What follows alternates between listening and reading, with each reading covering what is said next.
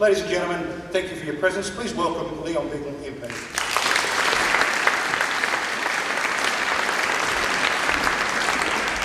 A lot of familiar faces here, and I don't know what it is about springtime down here, but not only does it bring out new growth on our vineyards, but it also brings people out when issues arise that need dealing with as a community. And I don't know too many communities around South Australia that come out in such numbers. As a community, we can come together, we can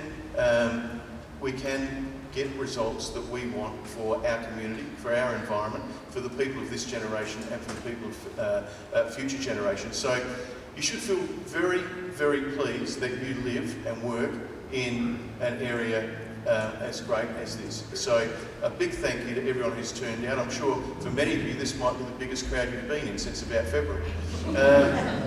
I thank everyone too for the signing of the online petition. We've had more than 3,000 people sign the online petition against the dumping of PFAS in our wonderful McLaren Vale region. You could be accused of being a NIMBY. And I think when it comes to dumping PFAS in an area where tourism is worth $476 million a year and the wine industry is worth $375 million a year for a total of $851 million, before you add on all the food that's produced here and everything else that we create as a local economy, I think we should be very worried about what happens in our backyard. So that's why I started this fight in April, and it's been good to see the rest of the community find out about this, because it came as a bit of a shock to me when someone found it in the fine print somewhere and raised it with me, and I immediately wrote to the EPA about it. But on further thought, further discussion with people, we don't really want this anywhere near our agricultural or primary production lands in South Australia. We don't want it in the metropolitan area of Adelaide, and we don't want it near our towns and regional cities. There must be a solution. It's 2020. We've been dealing with this PFAS for 40 or 50 years. In the past decade or two, we've worked out how dangerous it is. The UN has made proclamations about it, and we know that it's a very, very toxic, insidious chemical that once it gets into your body actually multiplies and does terrible things for people's health. Not all of the health implications are known yet, because sometimes you have to wait several years to find out what it is that what the full effects are.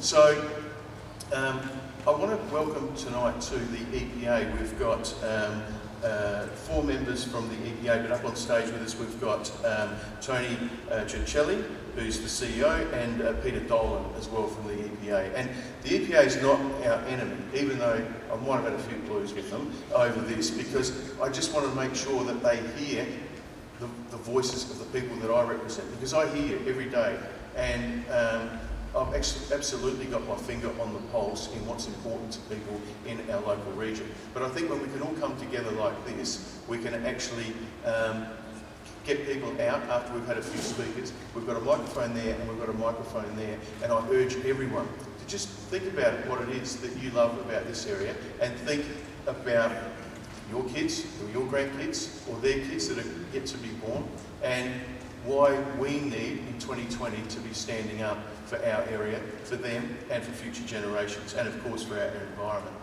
We know how bad those things are, and we know the cause of bad medical conditions that they have had on thousands and thousands of people here in South Australia and millions of people around the world. So on Saturday, my ex-wife, Susie Roosevelt, sent me a text, and she said, would you like someone to get up at your meeting on Wednesday night and give a personal account of what it's like to live with these toxins in your system? So I thank Susan for coming along tonight, and I welcome you to the stage. Thank you for having me. Thanks, Leon, for letting me speak. It's not often that an ex-husband and an ex-wife get together on an issue. Leon and I probably weren't the best married couple, but we produced an amazing son, and I now am married to a firefighter from Largs Bay. Ian's a ripper as well. We all have PFAS levels in our body, which are completely unacceptable. There's no safe level of PFAS in your body. The average Australian has a number of less than 10. children that crawl around on carpets and Scotchgard furniture, eat from Teflon frying pans, all over time get it into their bodies. Yes, it's true, every Australian probably has some level of PFAS in their body. Connor's level in his body is 56. Mine is 220. My husband, Ian, is 260. I had no idea what PFAS would actually do to us, and I have no idea what it will do to us in the future. I also have no idea how to get it out of our body. We're doing some really interesting work on getting it out of our bodies, but what we do know is it increases cholesterol. My husband's cholesterol rate has been through the roof since he's been at Largs. I just thought it was the ice creams he was eating. It causes anxiety. All three of us suffer from extreme anxiety and never did previously. We had no clue what was going on. When that's happening in a young developing brain, it made me really concerned about Connor. We've spent a lot of money at doctors trying to get that right. We feel pretty good now. We're not sick. I don't feel sick. But you can't sue anyone until a loss has been proven. So, do I wait 30 years until I've got cancer somewhere and fighting that cancer to turn around and have to prove that it actually came from the PFAS levels that I received as a 40-year-old and then try and connect the dots? I would rather PFAS, which I know has to be removed from where we live, I just want it dumped somewhere else, not in a pristine environment like McLaren Vale, not in Henley Beach, not at Largs, not at Rose Park. There's a million square kilometres of this state, and I just think there's a better place to put it until we know more. It's 2020, and we've seen what these invisible chemicals, viruses, pathogens can actually do to us. And we might not have a control over a whole heap of things, but we have control over where we put the PFAS, and I don't want it here. And I don't want it near any people, any fruits and vegetables, on any water tables. That's all. Thank you. Aaron Thompson, the Mayor of the City of Oxford. Thank you.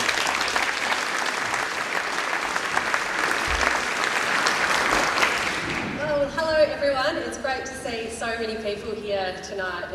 It really is fantastic. We haven't had an opportunity like this in a while to get so many of us together in a room and be able to hear each other's concerns as well. And so I'm also very excited that the EPA is here representing tonight so that they'll also be able to hear your concerns collectively this evening. So look, this first came to, we first raised this matter when we realised how much objection there was coming from the community. There was, I think, 74% of the submissions to the EPA's engagement were against this proposal, and with good reason. There's good reasons to be concerned about what's being proposed here. There's still quite a lot that we don't know about PFAS, and therefore it's very reasonable for our community to be worried about what those health impacts may be in the long term. We obviously have the beautiful McLaren Vale region and the tourism that happens here that we need to protect. McLaren Vale is known, as you all know so well, as being a sustainable region, a clean, green region, and we fight really, really hard to protect its reputation. And just the perception alone of the risks that this proposal may bring could do significant damage to the reputation of McLaren Vale. We understand that there needs to be a solution for the disposal of PFAS safely and responsibly. So we've asked that the state government investigate strategies for safe disposal of PFAS or an approach, a statewide approach to how we can manage this product here in South Australia. So it's really, really fantastic that you're all here, and I know that the most valuable part of this evening will be hearing what you have got to say. So thank you again for coming tonight. Looking forward to hearing more of what you've got to say and continuing to advocate for you on this really important issue. Good evening. My name's Roy Roberts. I'm a retired chemical engineer, and I used to work with the State Pollution Control Commission in Sydney in the 1970s, involved in waste control, disposal depots and the like. So I do know what I'm talking about. We do owe guardianship to the Ghana land. I would not like to see it desecrated. Now, SWR maintain that they're involved in world's best practices in the design and operation of this depot. That may well be the case, but I wouldn't comment that world's best practices aren't going to save you. They never will. The whole integrity of their system depends upon a couple of layers, high-density polyethylene or polypropylene, a couple of millimetres thick. So the integrity of the entire system depends on two of them. Now, you may well say, why have two layers? Well, it's well known that these layers fail. So they put in two layers, and eventually the second layer will fail. It will fail for a number of reasons, but that failure will lead to contamination of your groundwater systems, your water tables, and will affect the entire agricultural industry of the area. That is not something that this community can live with. Why will those layers, the protective layers, fail? For two reasons. First of all, the operator said they will take any waste, and that can be highly corrosive waste. Now, all plastics will be attacked to some extent by corrosive chemicals and will eventually fail. But notwithstanding that, there's a new process coming out in the States and in Europe where they're going to use biological controls for plastic. These biological processes will eat the plastic. So sooner or later, that will be incorporated into our total environment, and that will add to the attack on the membranes that they're using to keep the leachate and the chemicals inside their cell. And what happens when it does fail? Are they going to dig it out with all that toxic material there? Carcinogenic materials? Mutagenic materials? No, they'll be long gone. 20, 40, 50 years from now, they won't be here. We'll be left with the problem. Your grandchildren are going to be sick. And their children are going to be sick. It will fail. Those boundaries, those layers, those protective zones will fail. And it will leak out into the environment and affect everybody here and your grandchildren. So we need to protect Ghana lands, because if we don't, nobody else will. Thank you. My name's Jenny McGrath, and I run Bellevue Bed and Breakfast with my husband here in McLaren Vale. And while everyone's been talking, I've just very quickly logged on to save you all doing it, reading the environment.gov.au's 134-page, well, I suppose piece, if you like, that is exactly on this. And one of the sections that they put in there said, before selecting any sort of remediation, that this process that we're all doing right now is one of the most critical that you can actually do. Is talking to everyone here and seeing if it is a disproportionate risk to what is going to be done to the environment and the people who already live here. And the answer for this is quite clear, I think, when you look at these ones here. It says, well, what are the views of the affected community and the jurisdictional regulators? All stakeholder views should be able to contribute to a comprehensive understanding of the context and the potential impacts of the options. Now, I don't know about you, but I haven't actually heard very many options other than McLaren Vale for a dumping ground. And when you look at everything that's been done, the FDA has also, the EPA in the USA have been looking at incineration. That's very much still in the early phases. There's been work going on since 2005 of how it is that you can return these back to the original elements that caused this cascade, if you like, for us to turn up with this pollutant in the first place. And there's an awful lot of research that's currently going on, not just in the USA, but also in Europe, who are looking at this as a European problem and a global problem. So I don't think we're alone in this, but I think we are very much in the forefront of protesting that this is not the right place for this type of dumping to be taken. Oh my goodness, thank you all for being here tonight and organising this. I've certainly learned a few things already. I just wanted to reference, sorry, my name is Becky Hurst and I live in Blewett Springs, very proud of the McLaren Vale region. I just wanted to reference the NIMBYism that you talked about. I work in the field of community engagement and we often talk about NIMBYs being not in my backyard, and I think we should actually be kind of proud here to be NIMBYs. I think absolutely not in our backyard. I have a friend and mentor, Wendy Sarkissian, who's an award-winning urban planner. She talks about NIMBYism as pupa, which is perfectly understandable place attachment. And I think we should think of it like that, and we're proud to be NIMBYs, absolutely not in our backyard. However, what I'm loving, Leon, is what you suggested, that we need a really mature conversation about this. There is obviously an issue. What do we do with this toxic waste as a state? Let's have a conversation about it and let's try and find some kind of solution that doesn't involve it near anybody. Thank you. And I also am a member of the Friends of Wollonga Basin, and we were notified a couple of months ago about this, put it on our agenda immediately and made sure that we talked to all of our members about it. We went to meetings about it with the EPA, and one of our members joined Leon's special group.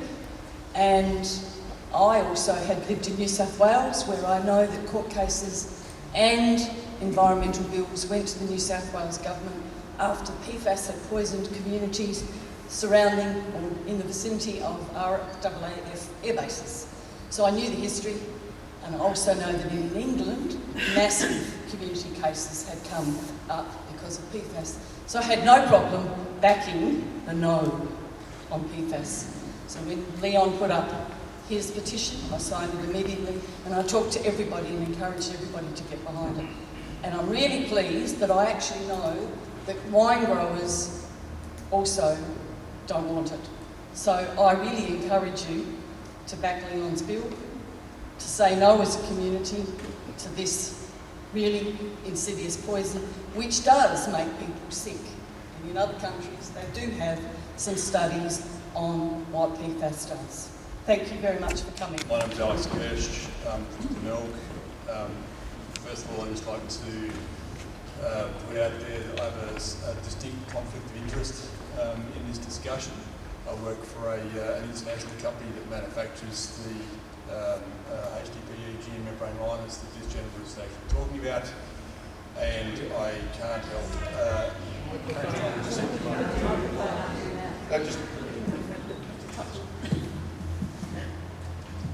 Thanks, You're Alex. reading me now. Yeah. That makes me more nervous. So I'd just like to repeat that. I've got to declare a conflict of interest because I actually work for an international company that manufactures the HDPE membrane that this gentleman was talking about. And I can't help agreeing with him. PFAS is an extremely toxic chemical, and there's a lot of emerging data about it. And as a manufacturer representing this international company, we refuse to supply HDPE for any landfill applications associated with storing PFAS in the long term. And we are aware of a number of cases in Australia where, particularly PFAS, the firefighting foam, has resulted in catastrophic failure of HDPE tanks. There's been a number of legal action for airports in Brisbane and Sydney where it's confidentiality agreements and so on have been signed, so there's very little information available in the public domain.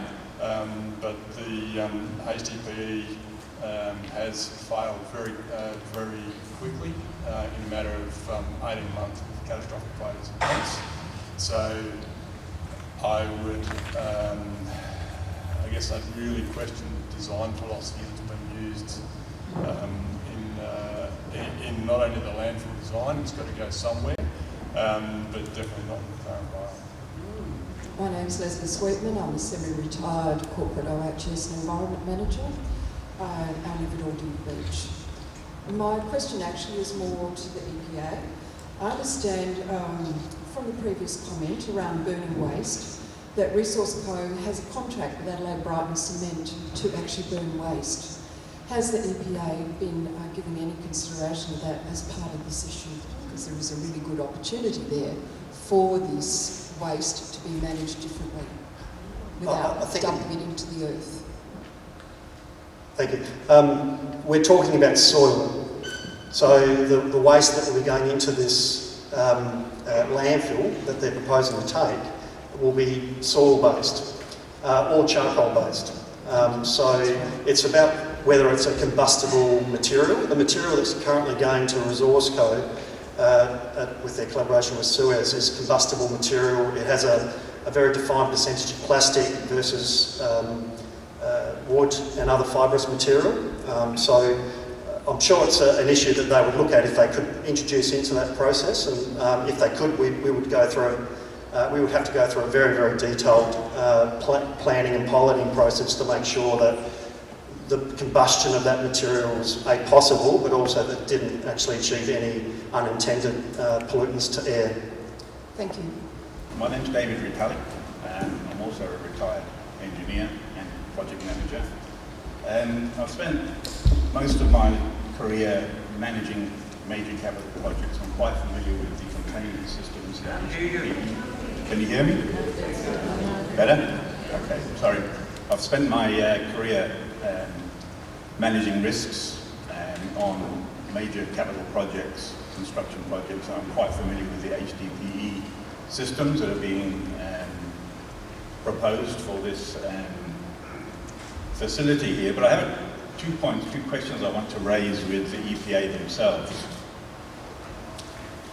The first one, just from your National Environmental Management Plan document, you have a stated aim there that says to effectively protect communities, ecosystems and other environmental values. Now, and that's from the risks associated with PFAS. The very first rule of risk management is to eliminate the risk. And I bring that point up in connection with the location where the proposed disposal of that material is.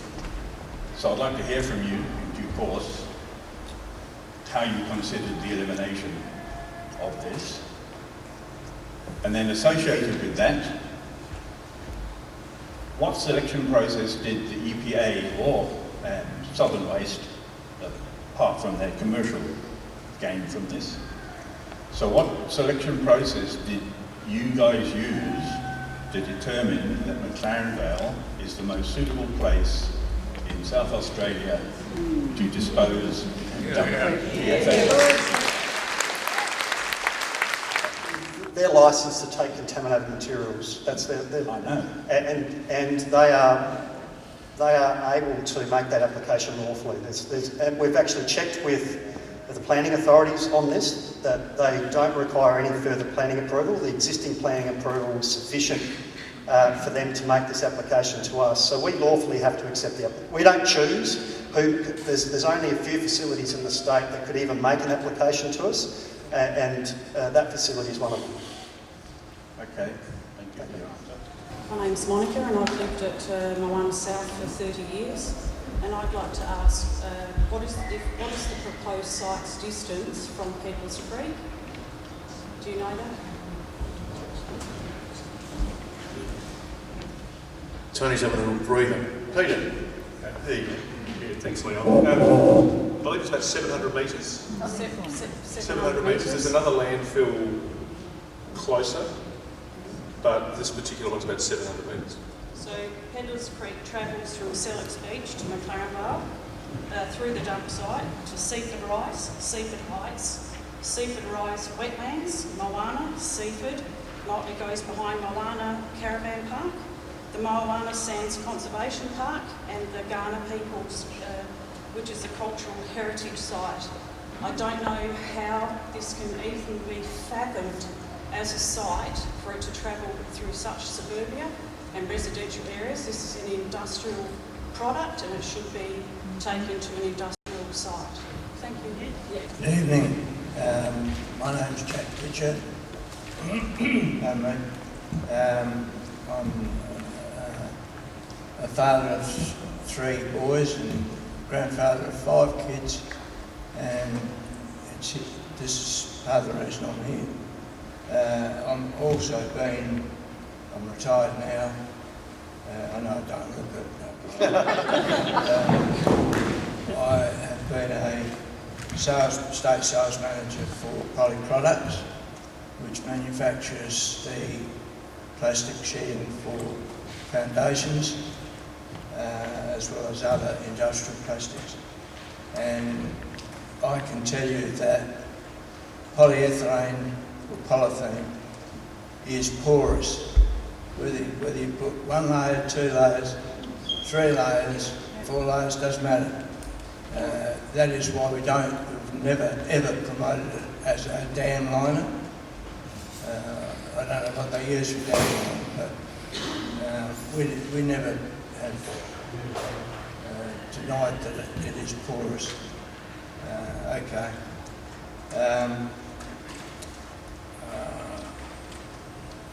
The concern I have that I sort of Googled today is that it will contaminate fish will contaminate people. There are springs that come to the surface at Sellex Beach that runs into the sea, which would contaminate the fish.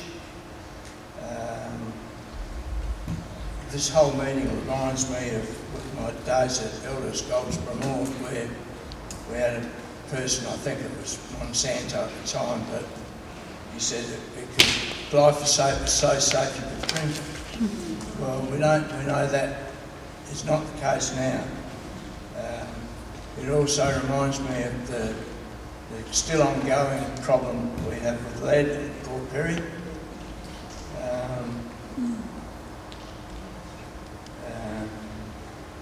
Yeah, that sort of gets it off my chest, I guess. I did notice on the Google that Cleanaway can use a process called Plascon, which destroys the chemical compounds. So that's on an upside for them, and I believe that the EPA are looking at disposal using high temperature chemical breakdown for incineration. But if that's the case, take it up to Lee Creek. There's a big hole in the ground up there. Okay, and then the businesses involved would say, well, that's a cost problem. And then you mentioned lawyers. Well, guns money or lawyers win arguments, and I'm afraid that's might happen in the future here.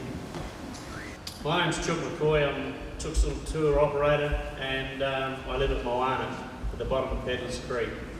I was a 50s baby, and in my lifetime I've seen thalidomide, I've seen asbestos, I've seen perchlorethylene, and many other things, including my mother who died because she smoked 3 packets of cigarettes a day all her life.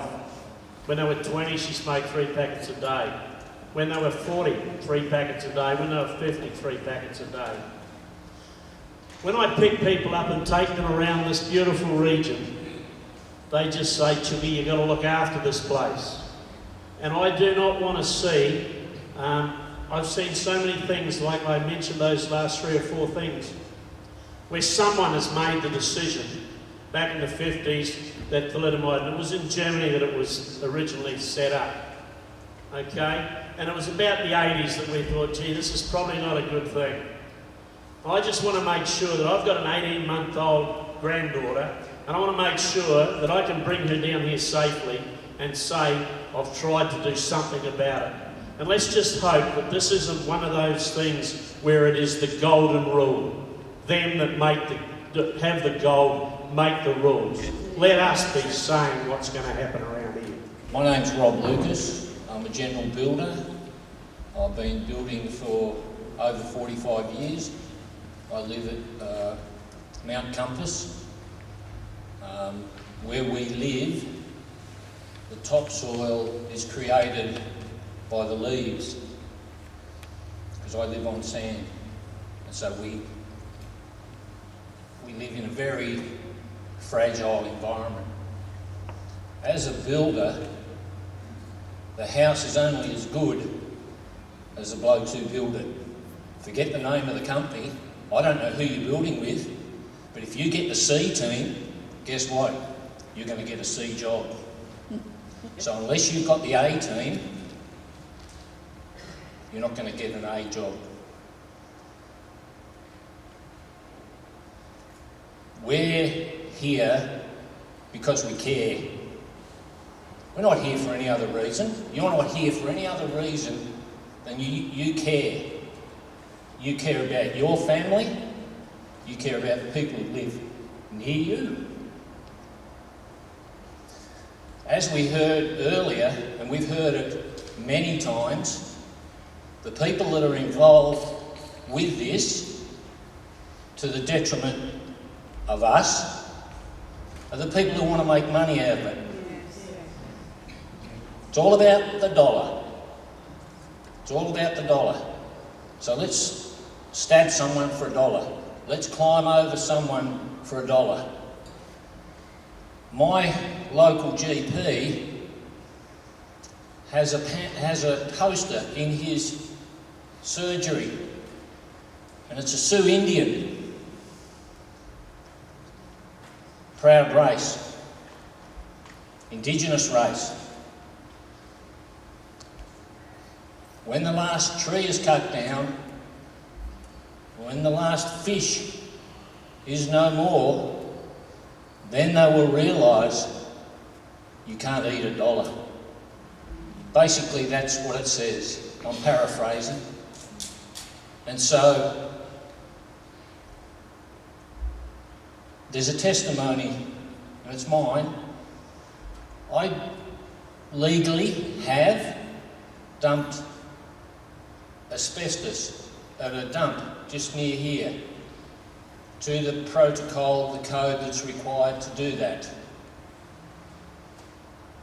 And I have been delicate with that, and when I've dropped it off my trailer, the blokes there, I'll call them blokes because I'm an Aussie, the blokes there have come in with their big loaders, and obviously they've got a licence, and they rip the plastic open. So what happens to that asbestos? And guess what? That's not 700 metres from Pedlar's Creek. So if they do that, and that's unsupervised, and they're only going to put one hole in a membrane that's faulty, and there's your leaching. And I've been dumping stuff for over 45 years, and I've seen what goes on in Melbourne. My family was involved in the tyre business in Melbourne. I would adjure you all to stay the course with this. I would adjure you all to stay the course. Thank you. Good evening, everybody.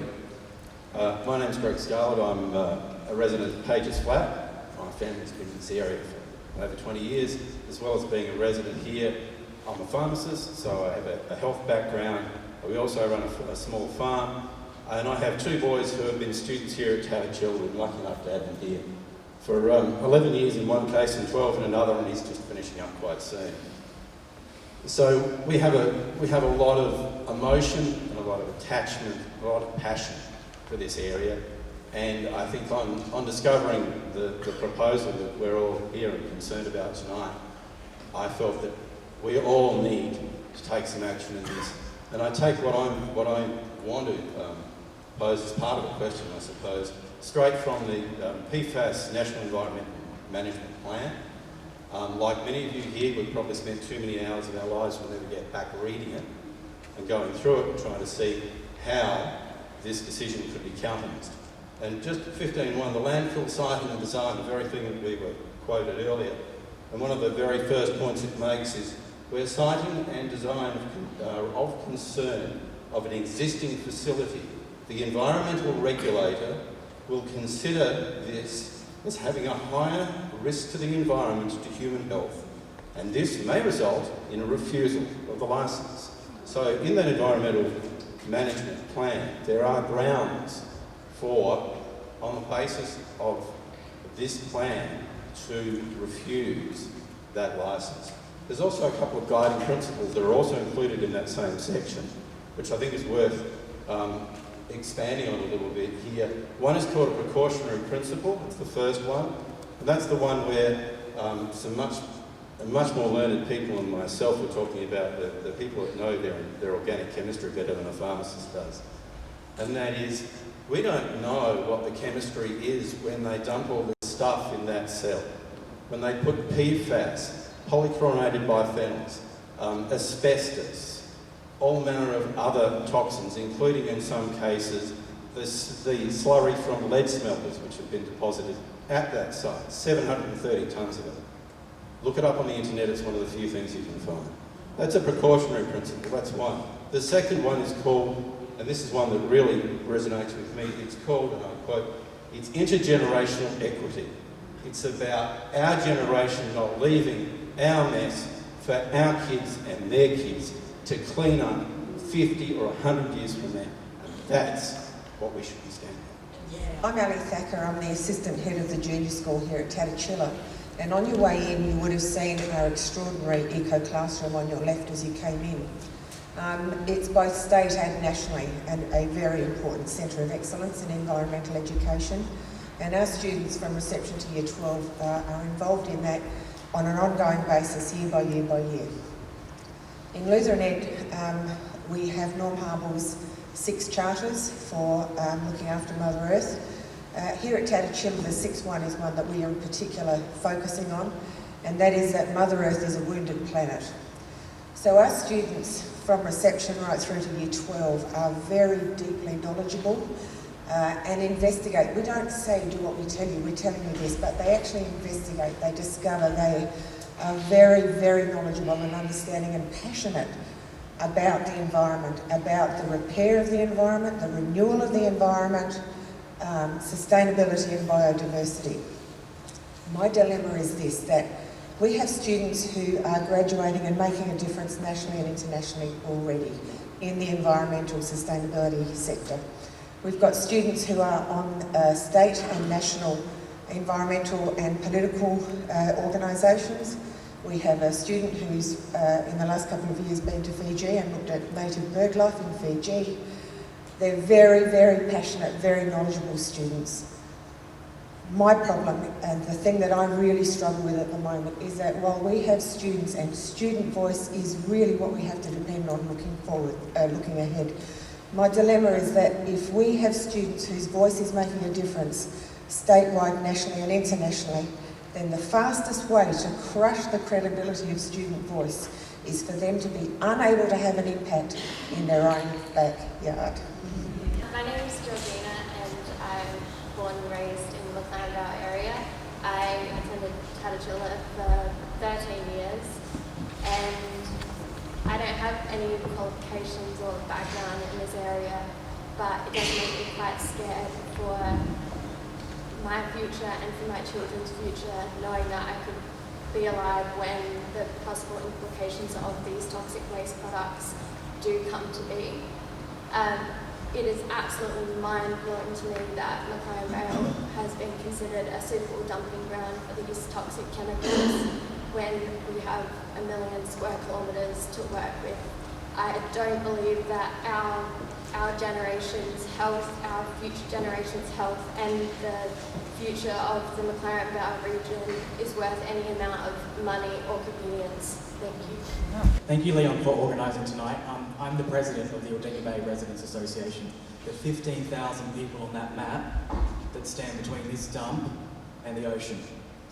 Now, no offence to Connor, but we don't want 15,000 Connors here in Aldinga.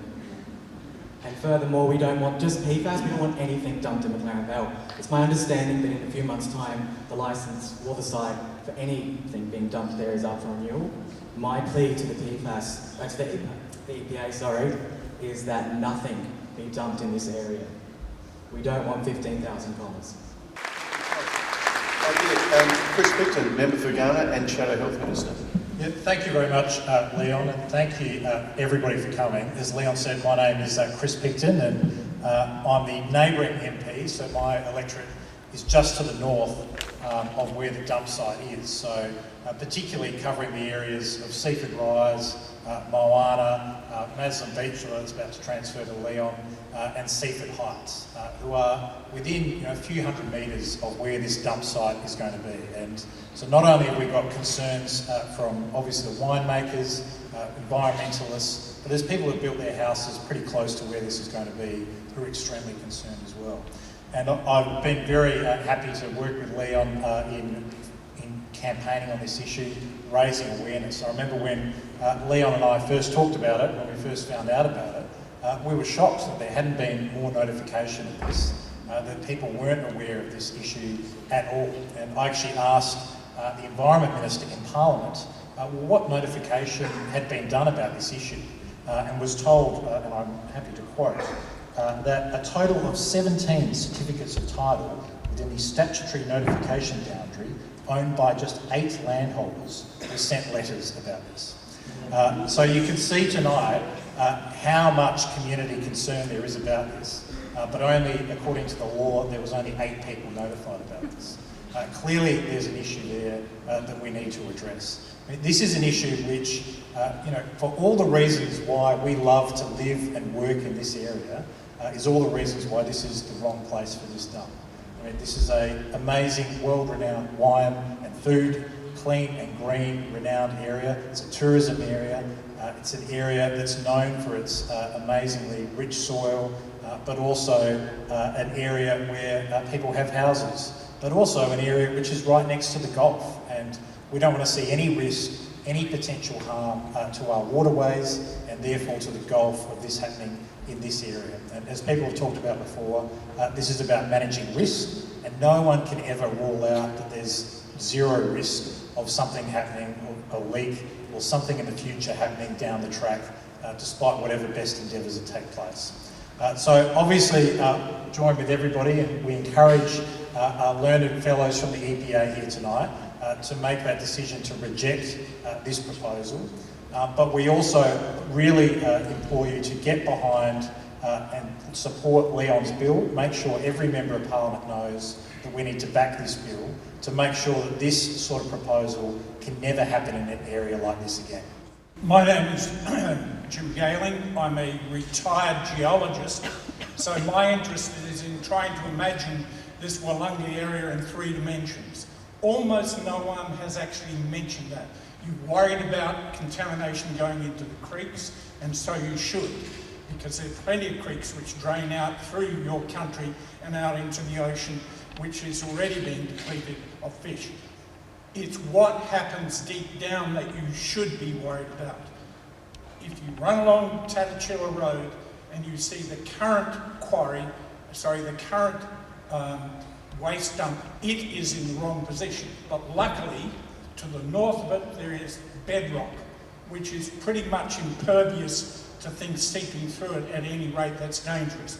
However, as you go down onto Tatachilla Road, as you turn off Main South Road to Tatachilla Road, from anywhere from Maslin's right through to the Wollonga Road, you are in sand.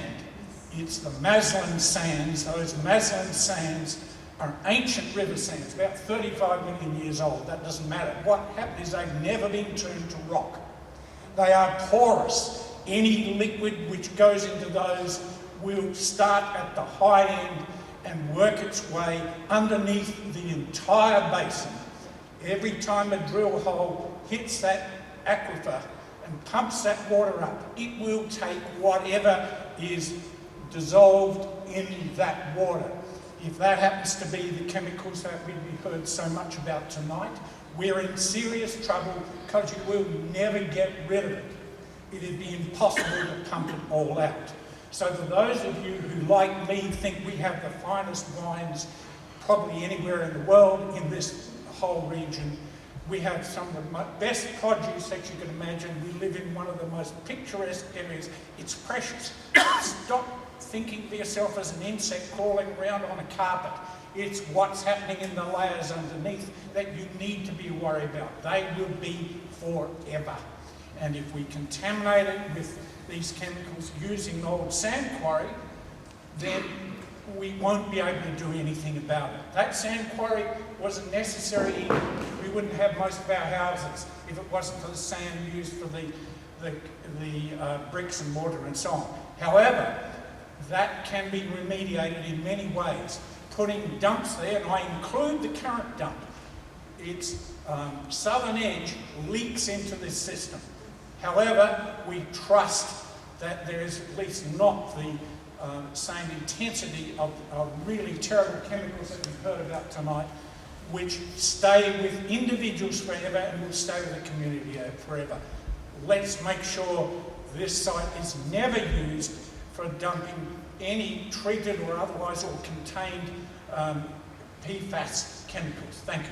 Good evening, everybody. My name is Jeff Gourlay. I'm also retired with an interest in science for my professional life.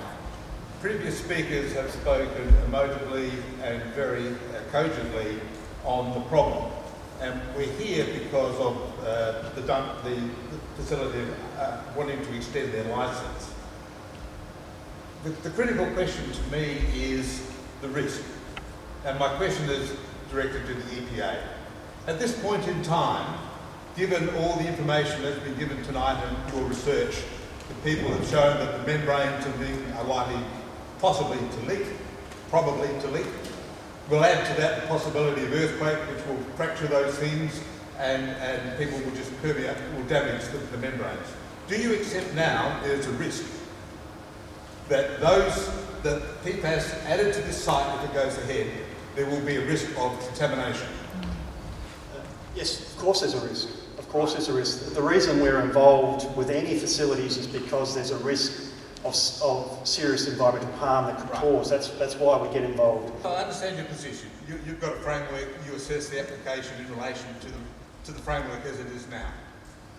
And then you'll make a determination of the risk is manageable or it's not manageable.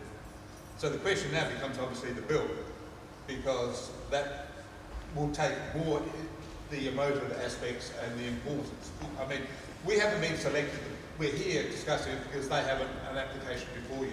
So McLaren Vale hasn't actually been selected. They're here and they want to expand.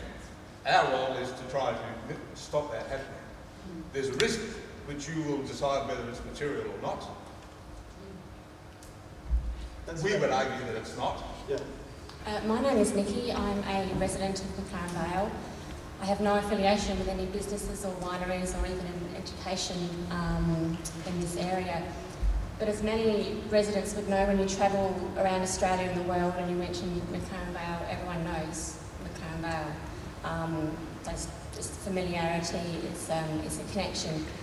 I was having a conversation with my friend from Brisbane the other night, and something came up about this, and he was absolutely shocked that it could be in the McLaren Vale area, and as he's a big wine drinker, was devastated to realise that he would never be drinking these wines again.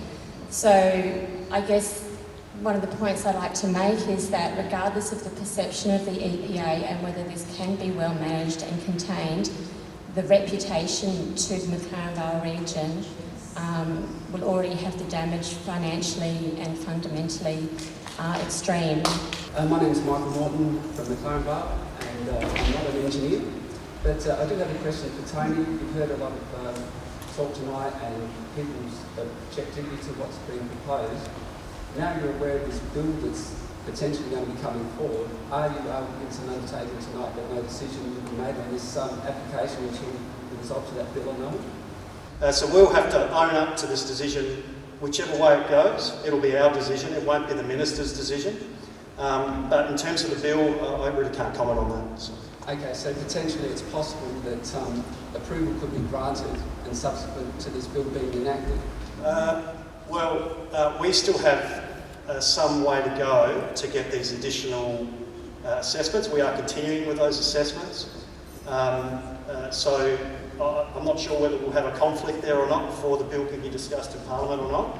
I think we'll take up certainly our legal responsibility, and we have some advice on this, and we might need to seek more, but our legal responsibility is to do our job. We're all here because of one reason, and we're told the reason that people are hog-tied, for better words, and they've got to do whatever the government says. It's time for us to tell the government what we want by elections. And I think Leon's done a very good job. He would have a lot more people here if, in fact, the old-timers like me, I was spoken to 3 or 4 people today and no one knew anything about this meeting. No. We've got government agencies saying go on the web and do this and do that. 3 of the 4 haven't got a computer. Yes. So how the hell do they know that this is going on? They know there's something happening, but why can't we put it in black and white and shove it out in the paper and get a riot going? As far as I'm concerned, I think people reckon they can't do anything. They can if they're forced. And we've got to look after our own little piece of magic. Thank you. Good evening. My name's Ian Groom. I'm a resident 35 years in the district and a businessman. There's been a lot of good points brought up, but basically this is a business that they're running. The dump have got a hole. We've got a sand quarry digging holes, and that's a hole that they can put stuff in, cover it over, and it's out of sight, out of mind. We keep giving them holes, they're going to keep dumping stuff in it. As soon as this hole is full, they'll go and find somewhere else to dump the stuff, right? So make no mistake, it's a financial thing. If they had to take it to Leaf Creek, as someone suggested, it'd cost them money. They're not going to take it to Leaf Creek because it's easier to take it here. So that's the reality of it. These guys are looking at whether it's a good idea to put it on sand. Blind Freddy knows that's not a good idea, right? So it's not a good site. Get that right from the start. You can analyse everything you like with membranes and what the hell you like. Solid bedrock, yes, a much better option. North Mine at Broken Hill, yes, a better option. But definitely not on the sand at Aslan's and McLaren Vale. Thank you. My name's Michelle, I'm a dietitian, and I guess my concern about this is that I don't think PFAS is recyclable, and I definitely don't think any biotechnology solutions would be a good idea. I've been working on the GM issue, obviously I know Leon through that. Lots of people here concerned about poisons. Well, GMO is poisons in our food, so I would like to potentially take this opportunity to say that this is the clean and green that we've been left with if we get it through the pro-GM committee and the minister. So we've only got 500 signatures on our petition. I'm wondering whether I could just say that I could be down the end there and get more petitions to protect our green. No GM. Sorry? You had me at no GM. Please put your petition there. That'd be great. Please sign it. Thank you so much. Good evening, everyone. My name's Anthony Schmerl. I just want to thank Leon Bignell for hosting this event tonight. My wife and I, we both have been born, raised in the district. We still live in the district. You know, we're in our early 30s. My son is 3 months old. There's his grandmother right there. She lives in the district still.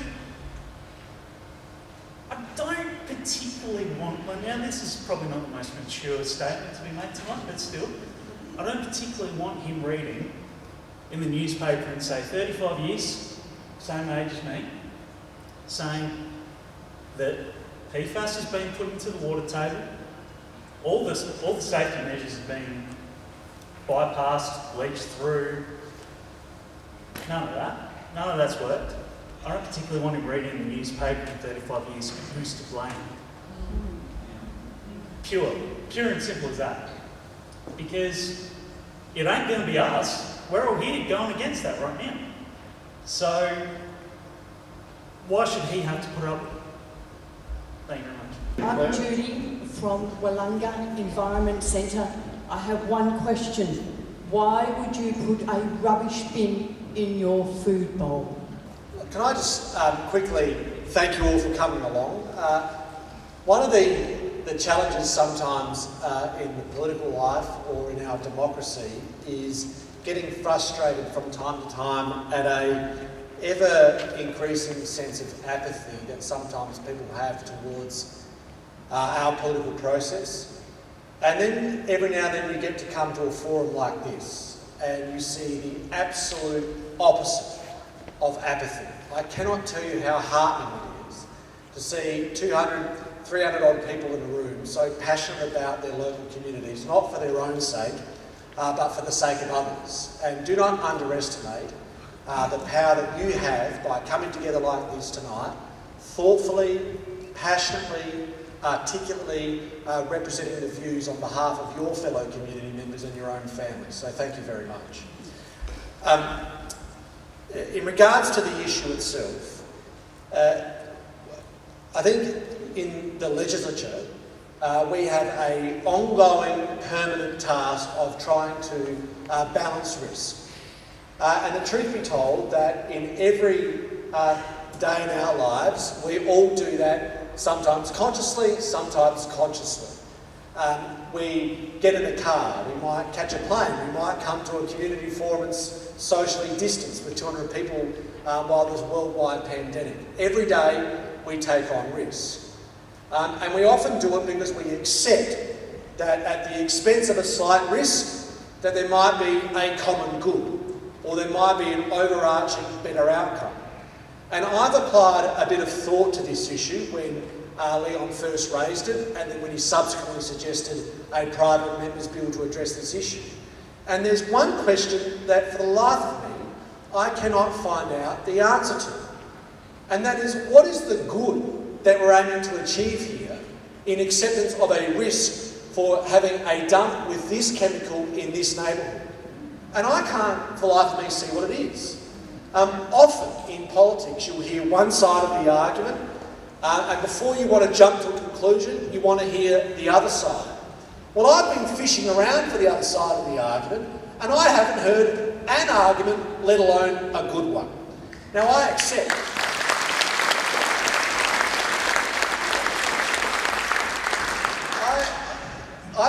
that there is a potential beneficiary of this proposition, and it's Southern Waste Resource Code.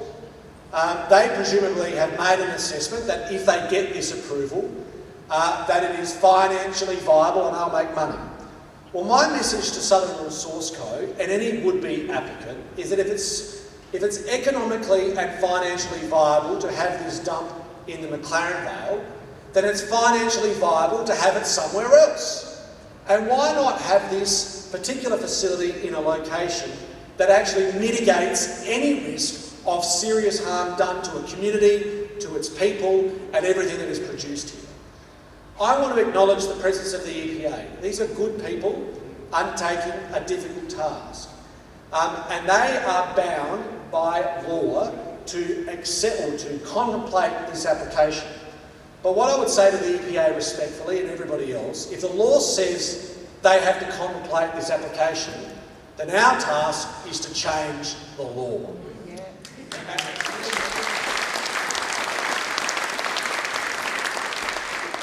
And that's where you're in an incredibly good position. Because fortunately for this community, you literally have one of the best, if not the best, advocate in the Parliament for taking up an issue. I've been on the other side of an argument with Leon Bignell, and I'm very proud to say that I lost. Leon is a formidable advocate on behalf of this community. He takes the responsibility incredibly seriously. He's not but just passionate, he's also practical. And the thing that I like about the bill that Leon has drafted that has my and the Labor Party's support is he's not actually just looking after the interests of this local community, although that's what principally motivates him. He's actually looking at the issue more broadly. The piece of legislation that the Parliament will get an opportunity to consider to relieve these gentlemen of the burden of having to assess this application actually looks after the interests of all South Australians, because it's not just seeking to address the issue in regards to this local community, but everyone. And I've got to say, as a young father, like the gentleman who spoke earlier, this is a passion that I share. Anyone that hasn't watched the movie Dark Waters, I would actively encourage you to watch it, because it makes you realise how important this cause is. It's one that I'm very happy to put my name to, but just as importantly, it's one that I'm very, very grateful that Leon has raised in the first instance. Thanks for your support. Don't let it up. You can win. That's what politics is all about. We've had these victories in the past, and we'll have another one again. Thank you very much.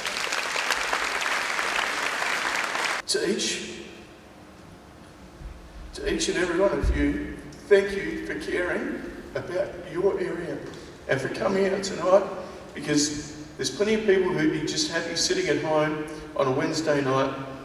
You're prepared to turn up in such big numbers, 340 odd people. It means a lot to everyone in this local area and to this beautiful place that we are so fortunate to call home.